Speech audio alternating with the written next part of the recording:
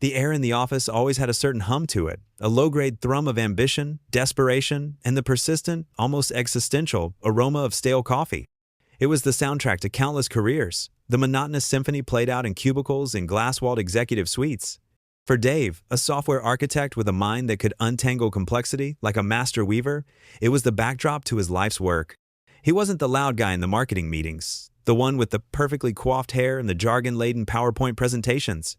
No, Dave was the quiet engine, the architect who laid the foundations, the one who understood the intricate dance of code that kept the whole rickety structure from collapsing.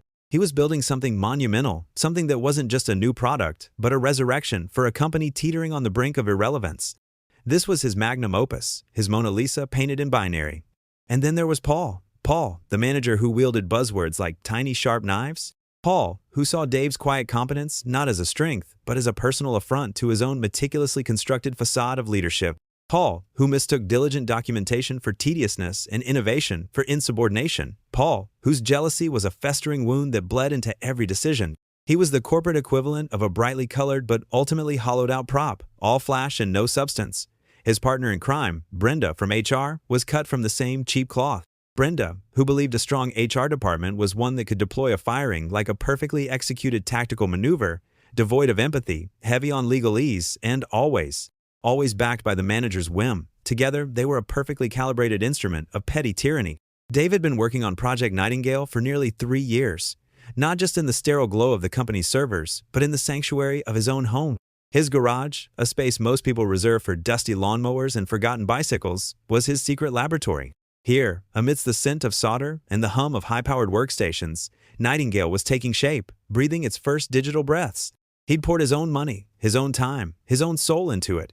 It was a passion project that had organically evolved into the company's potential salvation. He meticulously documented every line of code, every design decision, every challenge overcome. His digital notebooks were a testament to his dedication, a fortress of evidence against any future attempt to claim his creation as solely the company's. He believed in provenance, in the unassailable truth of creation. The sabotage started subtly, like a slow leak in a pressurized system.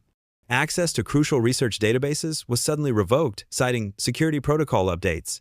Key data streams, vital for testing Nightingale's predictive algorithms, simply went offline. Requests for specific software licenses, essential for integrating advanced machine learning models, were met with polite delays and increasingly bizarre justifications. Brenda would chime in with emails about resource allocation reviews and streamlining departmental needs. Paul, meanwhile, would offer pathetically inadequate workarounds. Have you tried just, extrapolating the data, Dave? Get creative. Get creative. Dave's creativity was already poured into Nightingale, a project they were systematically starving. It was like asking a chef to bake a Michelin star cake with only flour and lukewarm water. The meetings became a gauntlet.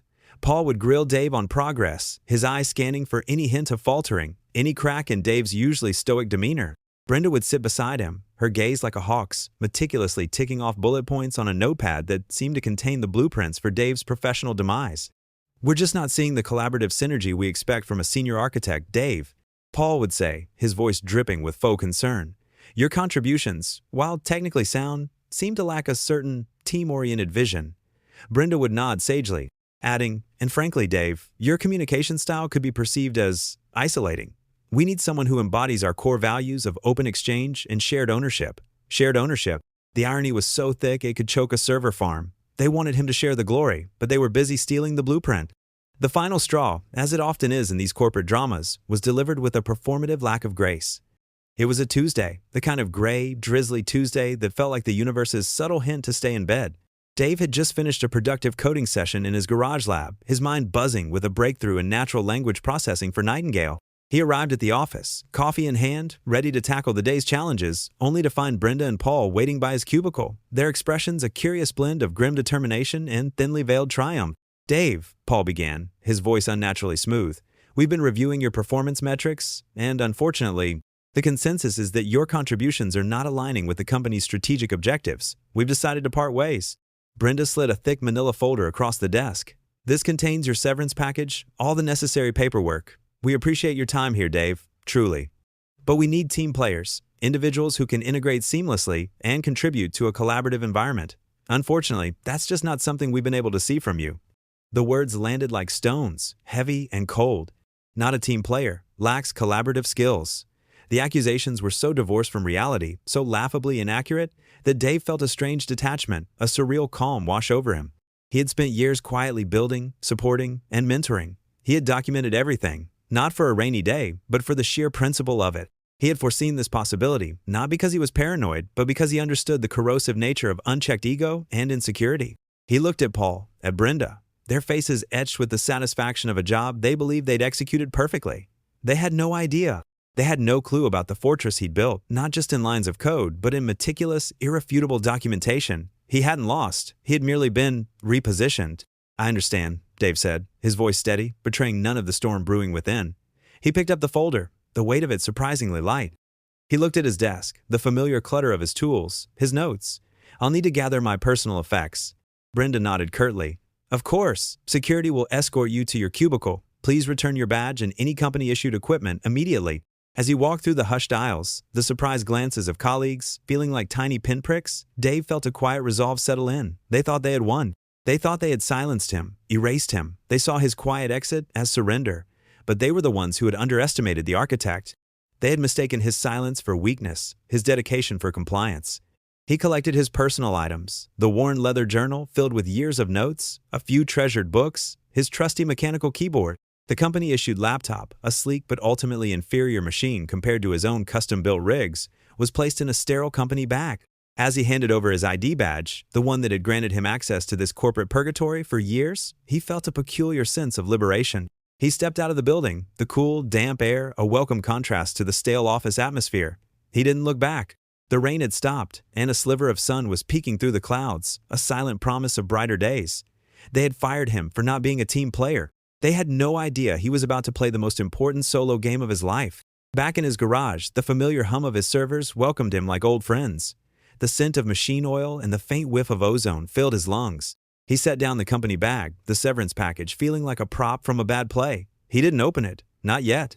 Instead, he walked over to his workbench, where Nightingale's prototype sat, a sleek, unassuming server humming with contained power. He opened his personal laptop, a beast of a machine he'd built himself, capable of tasks far beyond anything the company could afford. He scrolled through his meticulously organized files, each one a testament to his years of unseen labor. The project's codebase, the research papers he'd painstakingly compiled, the financial projections that proved Nightingale's world-changing potential, the detailed reports of every single obstacle Paul and Brenda had thrown in his path, all meticulously logged and time-stamped. They had tried to bury him, to erase him, to claim his creation. But they forgot one crucial thing. The architect always has the blueprints, and sometimes he builds a better house on his own land.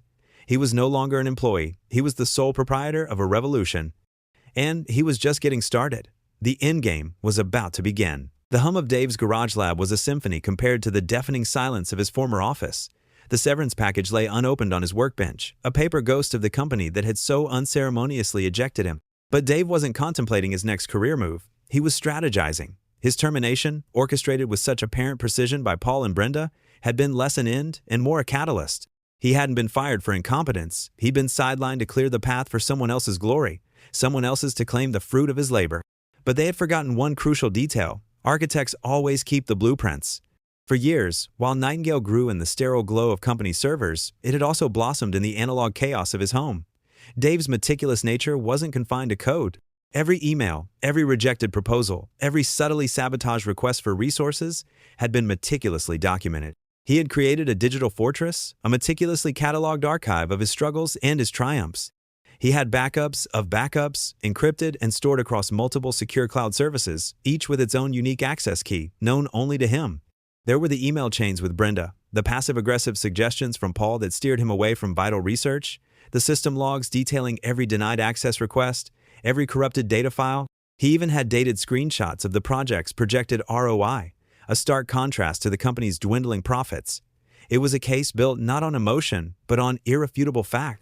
His personal cloud storage was organized with the precision of a forensic accountant, each file named, dated, and tagged. Nightingale Resource Denial 202-30718, Subject License Error, EML, Paul Meeting Notes, Sabotage, Attempt 20231105, PDF. Brenda HR Formal Warning, Misinterpreted 20240-110, Do SEX. This wasn't just data, it was the ammunition for his counteroffensive. The first crack in the company's smug facade appeared a week after Dave's departure. It started with a barely perceptible tremor, a system alert that Paul dismissed as a minor glitch. The core predictive algorithm for their flagship product, a system Dave had personally architected and maintained, began to show erratic behavior. Sales projections were wildly inaccurate, customer churn predictions became nonsensical, and the marketing department's carefully crafted campaigns started targeting the wrong demographics. Paul, unable to decipher the complex code without Dave's intimate knowledge, called in a junior engineer who, after several frantic hours, could only offer a shrug and a vague mention of unforeseen environmental factors. The real issue, of course, was that Dave, as a final act of meticulous planning, had subtly altered a crucial dependency parameter within Nightingale's operational code, a parameter that only someone with his specific understanding of the system's intricate dependencies would recognize. This change, dormant until Dave's access was removed, was designed to subtly degrade performance, not to cause immediate catastrophic failure, but to create a persistent, nagging instability that would erode confidence and profitability over time. It was a slow burn, designed to be discovered only when it was too late to fix without the original architect. Then came the panicked emails. Dave received a cryptic text from Sarah, a sympathetic analyst from the marketing department. "Dave, are you hearing about the numbers? They're all over the place. Paul's lost it. He's blaming Brenda. Anyone else got a clue what's going on?" Another message popped up from Mark, a fellow engineer Dave had mentored. "Dude, this is insane. They're talking about a massive system failure. Paul's threatening to fire half the tech team. Is there anything you can do? We're going crazy here." Nightingale's gone rogue. Dave read them with a detached calm. He hadn't gone rogue. The system was simply behaving as intended, or rather, as designed to behave without his continuous oversight. He hadn't just built Nightingale. He had woven himself into its very fabric, a living, breathing component that the company had carelessly discarded. The pressure mounted. The company's stock price, which had been sluggish but stable, began a noticeable descent. A major client, a cornerstone of their business, sent a strongly worded inquiry regarding discrepancies in their projected revenue reports. The CEO, a man who usually existed in a state of blissful ignorance, began making unannounced visits to the tech floor, his face a mask of growing concern. Paul, cornered and desperate, started flinging accusations, blaming external factors, cyber attacks, even his own team for incompetence. Brenda, meanwhile, was reportedly holed up in her office, surrounded by legal documents, desperately trying to find a loophole, a scapegoat, anything to deflect the mounting crisis. They were a ship taking on water, and the only person who knew how to bail it out had been thrown overboard. Dave watched the digital storm from his serene garage laboratory. He knew the perfect moment had arrived. He hadn't unleashed chaos. He had merely removed the stabilizing force. He had allowed the natural consequences of their actions to unfold. He opened his laptop, the familiar glow of his personal machine, a stark contrast to the sickly fluorescent lights of his former cubicle. He navigated to his meticulously organized files. He selected a single, precisely crafted email. The recipient list was judiciously chosen: the CEO, the chief legal officer, and crucially, a representative from the industry's leading regulatory body, a body known for its stringent oversight of data integrity and corporate malfeasance. He didn't need to send a lengthy manifesto or a barrage of accusations. His message was concise, factual, and devastatingly effective. Subject: regarding Project Nightingale and recent system instability. To the esteemed members of the board and regulatory body representative name, this correspondence is to formally address the current systemic instability affecting company name's core operational platform, Project Nightingale. As the original architect and lead developer of this project, I feel it is my professional and ethical obligation to provide clarity. During my tenure, I meticulously documented all aspects of Nightingale's development, including its architecture, dependencies, and critical operational parameters. This documentation, along with comprehensive system logs, is available for your review. The current instability is directly attributable to the systematic removal of essential resources and support for Nightingale's development and maintenance following my termination on date of termination. Specifically, the deactivation of vital monitoring protocols and the alteration of access permissions without expert oversight has directly impacted the system's integrity. I have compiled a detailed report outlining these events and the specific technical causal factors. I am prepared to present this report and offer my expertise to help rectify the situation, should the company wish to engage my services in a professional capacity. Sincerely, David Miller, Original Architect, Project Nightingale. He hit send. The email was a precisely aimed projectile, not of revenge, but of truth. He hadn't stormed out with threats. He had quietly, methodically, laid the groundwork for their own undoing. The company was now aware that their problems weren't just technical glitches. They were the direct consequence of their own vindictive actions, and the architect of their salvation was the very man they had cast out. The panic was no longer a distant hum. It was a deafening roar. They knew they were in deep trouble, but they still hadn't grasped the full extent of the leverage Dave held. The counterplay had begun, The silence in Dave's garage was no longer serene. It was charged with anticipation. The email he'd sent had landed like a digital bomb, its ripples spreading through the executive corridors of the company. He envisioned the chaos, the frantic meetings, the hurried whispers between Paul, Brenda, and increasingly, the CEO himself. He had thrown them a lifeline, but he knew they would only grasp it out of desperation. The call came on a Thursday afternoon, the same day of the week he had been so summarily dismissed. The caller ID displayed an unfamiliar number, but the instant Dave saw the CEO's name flash across the screen, he knew. He let it ring once, twice, then picked up, his voice calm and steady. David Miller speaking. "Miller, what the hell is going on?" The CEO's voice was strained, a panic tremor running through it. "We're in freefall. The board is calling for heads. What did you do?" Dave leaned back in his chair, the hum of his servers a comforting lullaby. "I did what any architect would do, Mr. Henderson. I documented the structural integrity of my design and pointed out when essential load-bearing elements were removed." Henderson sputtered. "This is not a game, Miller. Our stock is plummeting. Clients are threatening to walk. We're facing regulatory action. We need you. Now." "I understand you're in a difficult position," Dave said, his tone polite, almost sympathetic, "which is why I sent that email. I outlined the situation clearly." "Clearly? You've blindsided us. You can't just cripple the company." Henderson's voice rose to a near shriek. "I didn't cripple the company, Mr. Henderson. I simply stopped propping up a failing structure that was being deliberately dismantled from within. And I have all the evidence to prove it." Dave paused, letting the weight of his words settle.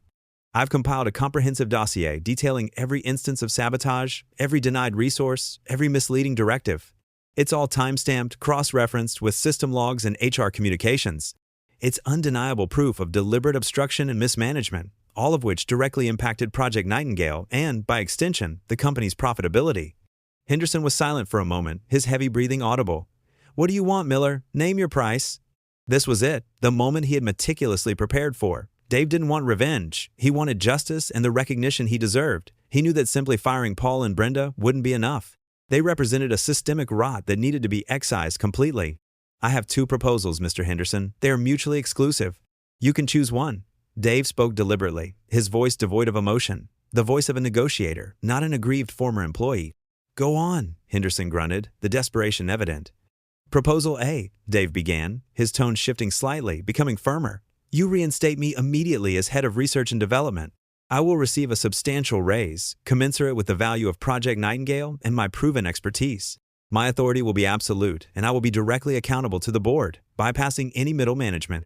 Furthermore, Paul Harrison and Brenda Chen will be terminated immediately, without severance, and their actions will be formally investigated by an independent HR committee. All my previously denied resources will be reinstated, and a significant budget will be allocated for Nightingale's continued development and integration across all company platforms. This ensures the company's immediate survival and future growth, led by the architect of its most promising innovation." Dave let the offer hang in the air. It was a generous offer, one that salvaged the company's immediate future. But he knew the CEO might balk at the price, the humiliation. "And Proposal B?" Henderson asked, his voice barely a whisper. "Proposal B," Dave continued, his voice dropping to a low, serious tone, "is considerably simpler for me and considerably more permanent for the company." He paused for dramatic effect. "I will not be returning. Instead, I will proceed with filing suit. I will present my evidence, including all documentation of sabotage, mismanagement, and intellectual property theft, to the relevant regulatory bodies and the press. Project Nightingale, the intellectual property that forms the core of your company's current and future value, will be legally declared as solely my creation due to the company's failure to provide adequate support and resources for its development and their subsequent termination of my employment without cause. This will result in significant financial penalties, potential loss of critical client contracts, a devastating blow to your company's reputation, and likely the complete collapse of your market standing. The intellectual property will then be licensed to a competitor or developed independently by me. You will be left with nothing but the debris of your own poor decisions." The silence on the line stretched, thick with Henderson's dawning horror. Dave could practically hear the gears grinding in his head, the panicked calculations of his own impending doom. Finally, Henderson spoke, his voice a defeated rasp. "Proposal A. We accept. Proposal A." Dave didn't gloat. There was no satisfaction in hearing the capitulation of men driven by petty ego. There was only the quiet understanding that justice, like well-written code, always finds a way to execute. Within hours, the corporate landscape shifted. News of Paul and Brenda's termination, framed as a restructuring of leadership due to performance issues, spread like wildfire through the company. The formal investigation into their conduct began immediately, with Dave's meticulously gathered dossier serving as the primary exhibit.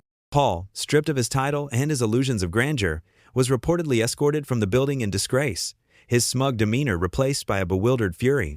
Brenda, the HR architect of countless dismissals, found herself on the receiving end of a termination letter that was, ironically, more comprehensive and legally sound than any she had ever issued. The CEO, chastened and humbled, personally delivered the offer to Dave: a corner office, a carte blanche budget for Nightingale, and a seat at the executive table. Dave accepted, but on his terms. He didn't return to his old cubicle. He moved into a spacious new office, adorned with blueprints and schematics of his own design. The hum of his personal servers was replaced by the quiet whir of state-of-the-art equipment dedicated to Nightingale's expansion. He was no longer an employee. He was the visionary leading the charge, shaping the company's future with the integrity and foresight he had always possessed. The company, under Dave's leadership, began to not just recover, but to soar. Nightingale, now fully supported and integrated, became the undisputed market leader, its innovative capabilities revolutionizing the industry. The stock price not only rebounded, but reached unprecedented heights. The whispers of corporate revenge had faded, replaced by the quiet admiration for the architect who had saved them all from their own hubris.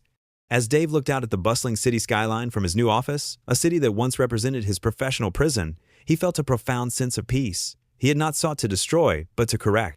He had not sought vengeance, but validation, and in the end, the most satisfying outcome was not the downfall of his tormentors, but the triumph of innovation and integrity. If watching corporate ambition crumble under the weight of its own arrogance, only to be rebuilt by the very person it tried to erase, fuels your sense of justice, consider liking and subscribing. Your engagement helps us uncover more stories where the quiet power of meticulous preparation and unwavering principle ultimately triumphs. Because sometimes the most powerful move isn't a loud accusation, but a perfectly placed, irrefutable fact.